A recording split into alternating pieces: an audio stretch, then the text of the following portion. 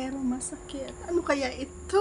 Ayan ang ating pag-uusapan ngayon mga idol. At syempre, kung gusto mong malaman ang ating kasagutan, maaari na lamang po tapusin ang ating video. And please do me a favor, please do subscribe and click our tiny notification bell so that you'll be updated every time we have a new upload videos. Disclaimer din po, ang videos po natin ay para lamang po sa may bukas ang kaisipan at may malawak na pang-unawa. Kung wala po tayo nito, maaari na lamang pong mag-skip at mamili ng mga videos na nararapat po para sa inyo.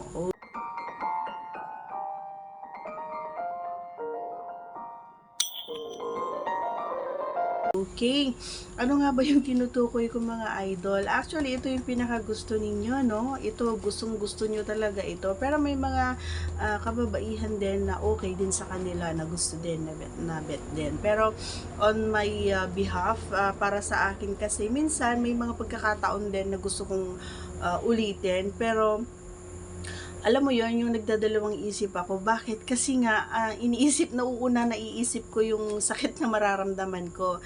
Pero in the end, kapag naandun na at nakapasok, ay okay naman pala. Pero ramdam ko pa rin, kumbaga, ramdam ko pa rin yung sinasabi natin na hindi kanais-nais na lalong-lalo na kapag yung G na G yung kapareha natin, talagang isinasa at kumbaga yung kanyang ay talaga naman na mapapaaray ka talaga no sa sakit. Pero on the other hand naman mga idol ay pag-iisipin mo pa rin yung kalalabasan or yung magiging outcome parehas, na talaga naman na wag mong sa umpisa pa lang, kung talagang gusto mo na subukan or gusto mo talagang mapasaya ang isa't isa, ay talaga naman na gagawin mo ang lahat. Gagawin mo yung best mo para naman ay maiparamdam mo rin sa kanya na talagang sobrang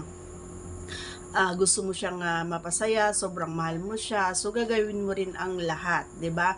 And kahit na may sa banda ay may banda na talaga naman na hindi mo gusto, pero pag naipasok naman at nagkaroon na ng konting padulas, kumbaga ang mga idol, ay talaga naman na ma-appreciate mo na, and wala ka na, hindi mo na maiisip kumbaga yung sinasabi ko na sakit, kasi nga ang mararamdaman mo na lang ay saya at sarap.